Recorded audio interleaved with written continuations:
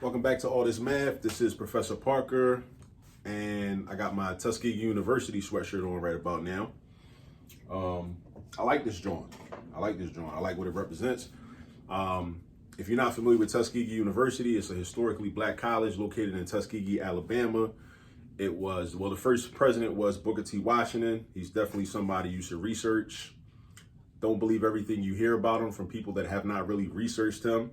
Either way, he was a complex figure. There are a lot of different opinions about him, but I highly recommend you go research what he did at Tuskegee, what his goals were.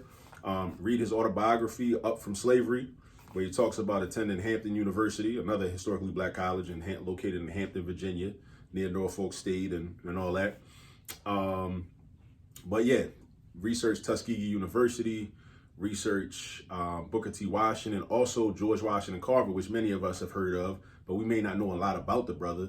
Research George Washington Carver, who was a scientist who did a lot of work at Tuskegee University. And also, one of the things that I admire about George Washington Carver is that, him and Washington, was that they decided to create a basically traveling science lab, and it was like a horse and buggy.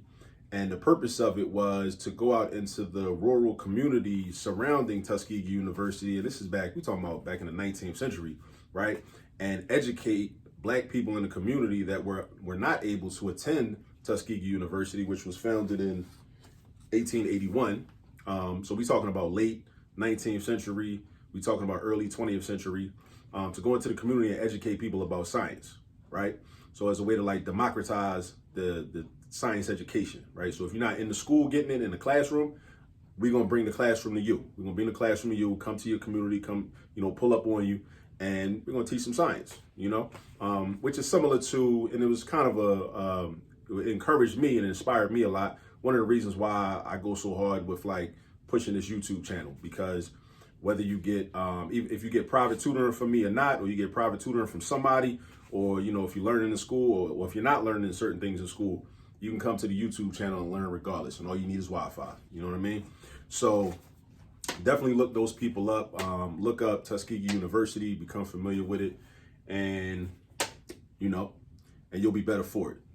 Also, now, if you're from Philly, or you live in Philly, or you ever traveled in Philly, spent some time in Philly, you probably know what this is, right? You see that word, the word violation right there? Violation? Yeah. So the parking authority caught me slipping yesterday. I was in the house. I was doing some virtual teaching with a homeschool group. Shout out to them. And then I was doing some virtual tutoring with some young sisters and brothers from a local school here in Philly. I was doing some supplemental remediation with, talking about multiplication and whatnot. And then I was doing some private tutoring online. And I sit by my window, and I usually could see them when they ride past the block, because I didn't park my car around the corner like I meant to, but I had it right on the block, and I didn't see them when they first came. And because you know how they ride by and they log in your license plate if you don't have a parking pass. I don't have a parking pass. I just never bought one. And then if they come back in 2 hours and you're still there, then they bang you and they give you the ticket. And I got the ticket. I saw them when they came back. I ain't seen them when they came through the first time. So I didn't see them when they came through the first time, but I saw them when they spun the block and came back like 2 hours later. And I looked out the window. I was hoping that this was their first time around. And I saw this under my windshield wiper. Saw it under my windshield wiper. But it's cool, Life could be a lot worse. But one of the benefits is that I saw this as a teachable moment, because I could create a video that talks about how to calculate percentages using this information. So when you get a ticket in Philly, right, and you are over the time limit, and let's say there's a posted sign that says like you're supposed to park there only for up to 2 hours, they bang you for $26, right? They bang you for $26. And then once it's processed and it's in the system, you go online, to pay with your credit card or debit card, then there's a convenience fee, what they call a convenience fee, right? This convenience fee is $3.50. So basically, it's a $30 ticket. Really, a $26 ticket is really basically a $30 ticket, because you're going to do the 26 off the ticket plus $3.50 for the convenience fee if you pay online, because ain't nobody trying to go downtown and actually pay in person. Ain't nobody trying to do all that. So they're going to get their $3.50 because it is a convenience. I'm not trying to go downtown, look for parking. I mess around, go downtown, look for parking, and get another parking ticket. right? Because, the meter might run out of something. So I thought of this as a viable opportunity to show how to calculate the percentage, because I was curious as to what percentage is this. So this convenience fee, what percentage of the ticket price does this convenience fee represent? All right, so let's get into that. So essentially my question is, again, what percentage is the convenience fee? The convenience fee representing a portion of the ticket price. So the ticket price is $26 and the convenience fee is $3.50. And no, I wasn't on parking wars. I let it rock. I didn't go outside getting all crazy or whatever. There wasn't no cameras around. I just go with the flow with this. But in case you was wondering. So there's a couple ways we could do this, but one way I think I'm gonna use is the is over of proportion model. All right, which looks like this. So you got is over of is equal to percentage over 100. And this is basically a formula which enables you to solve any percentage problem or any percentage question that you may have. Well, when it comes to percentage change, it doesn't really deal in that, but in terms of trying to calculate what the percentage is when you're given two other values, if you're trying to find what percentage a certain value, whether it be monetary or any other numerical value, out of as a portion of a larger value, then you can definitely use this. All right. Or if you're trying to find these other values, like if you know the percentage and you're trying to find what the smaller amount, the amount is that's being compared to another amount, you can use this too. Or like if you know, like if you're trying to find an amount that's being compared to another amount and you already know the percentage, you can also use this. So you have three values within this formula. There's what I call the is number, the of number, and the percentage number, right? In this particular problem, we don't know the percentage number. So this is what we're gonna solve for, this right here, right? We know these two numbers, right? They're gonna come from this information. But if we knew all three numbers, then we wouldn't have any work to do. We wouldn't have any work to do if we knew all three numbers. So that's, just keep that in mind too. So now we just gotta like plug and play. We gotta replace the words with numbers. We gotta replace the words with numbers. And a big part of algebra, because this is an algebra problem, is just putting the numbers in the right place. You gotta put the numbers in the right place. So you gotta know how to read the information in the word problem or, in the given information and know what that information represents and know where to put those numbers. That's a large part of it. That's like half the battle right there. If you could do that, then a lot of times the calculation and the computation is not that difficult. All right. So is over of, we're saying what is the convenience fee? What percentage is the convenience fee? So if I rewrote this question and included this information or included this dollar amount and this dollar amount, what I would have is I would say basically, this would be my question. 350 is what percent of $26? 350 is what percent of $26? So think about that. I got 350 is, right? And then I got of $26. So when you read a question like that, first you formulate the question based on the question that we're given. We want to like kind of manipulate that information and then incorporate this information into a different question. This says 350 is. So the number 350 or the dollar amount 350 is associated with the word is in that question. So that means we're going to replace the word is with 3.50. All right. So we got 3.50. And then over here it says of $26, of $26. So the word of is associated with the number 26 or $26. So that means in this model or this equation, I'm going to replace the word of with the number 26. That's what I'm going to do. So I'm going to put the 26 down here. Then I'm going to write my equal sign. Now the percentage, I don't know. I don't know the percentage. So I'm going to replace that with a variable. I'm going to use the letter C for convenience, right? I'm going to use the letter C. And you can use any letter you want, right? Now the 100 is always going to be there. We keep it 100. The 100 is always going to be there if you use this model, right? The 100 is always going to be the denominator in the fraction that includes the percentage, all right? So now we got our equation set up. This is a proportion. We got one fraction equal to another fraction.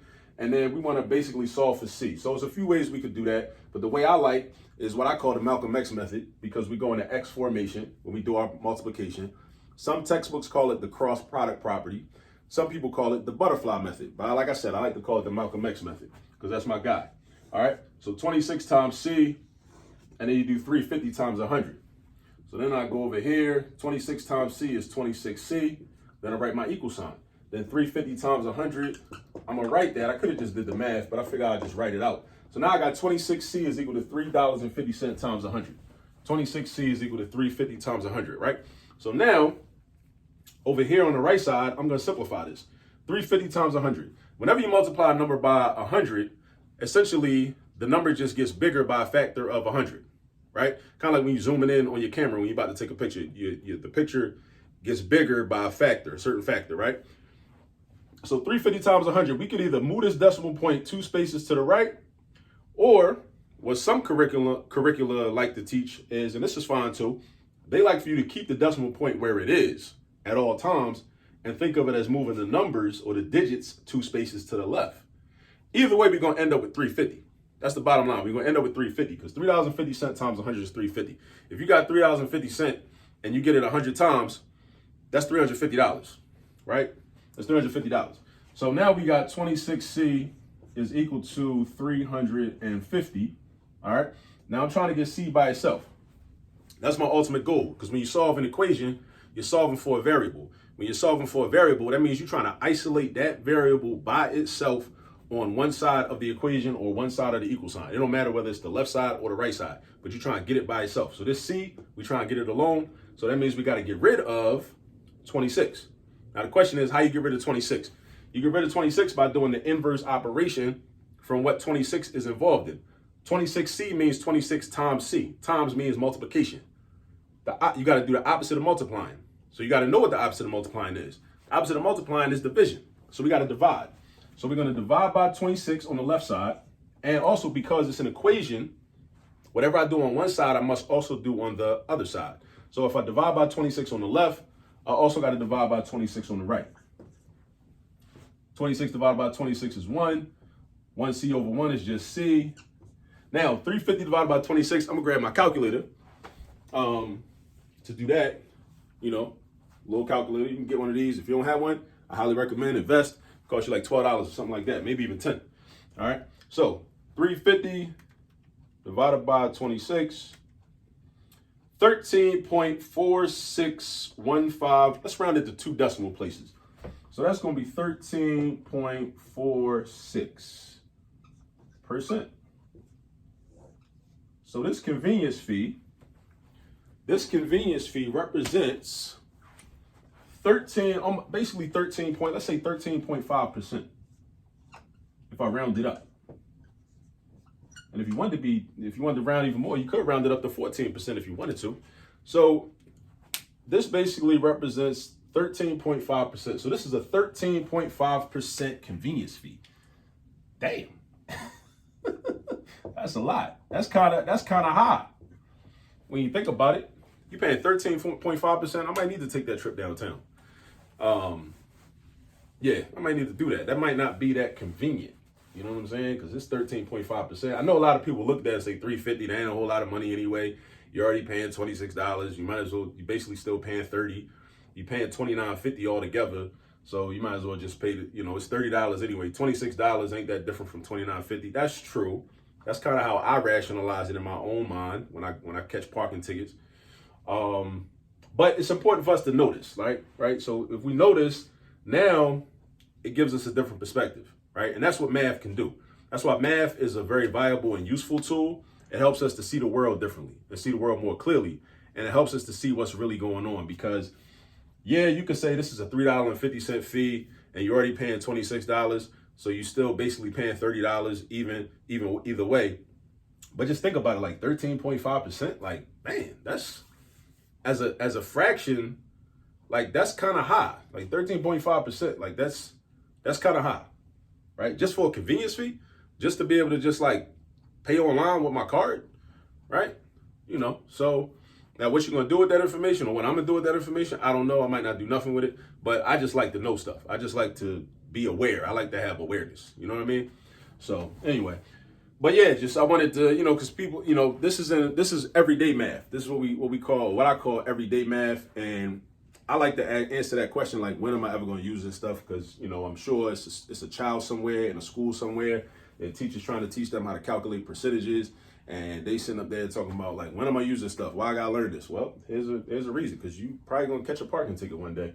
And you might want to know, like, well, you know, what percentage is that? Like, man, $350, I got to pay $350? Like, what percentage is that? Now, of course, it's the same convenience fee. So if you had a higher ticket, like let's say you got caught parking in a handicap joint, right? A handicap spot, right? I think the ticket might be like $50 or $75. It's the same $350, so the percentage actually goes down because it's the same amount of money as a fraction of a larger amount of money, right? So that's also something else to think about. But when it comes to 2-hour over limit parking tickets, that fee is 13.5%. You know, it's 13.5%. So that's just something to think about. Because maybe you might say, or maybe I might say, well, if it's based off of a $26 ticket, then all right, well, maybe I don't want to pay this. I don't want to pay this because that percentage is too high. It's too high for me. I don't like that. But if it was a higher ticket, maybe like a $40 ticket or a $60 ticket, which I hope I never get, it's a smaller percentage. So then you say, okay, well, it is actually convenient, right? But these are just all these things we can think about once we do the math and once we understand the math. All right. So make sure you know how to do percentages. I want you to know how to do percentages. You can use this as a model. There are other ways to calculate percentages, but this is just one way. So, you know, but go get some practice. Go find some practice problems online, or ask your teacher or ask your professor or whomever, you know, how to calculate, for some examples on how to calculate percentages. And go get some practice, because that's really the key. All right. I showed you how to do it. Now go get some practice. I'll catch up with you on the next video. Peace.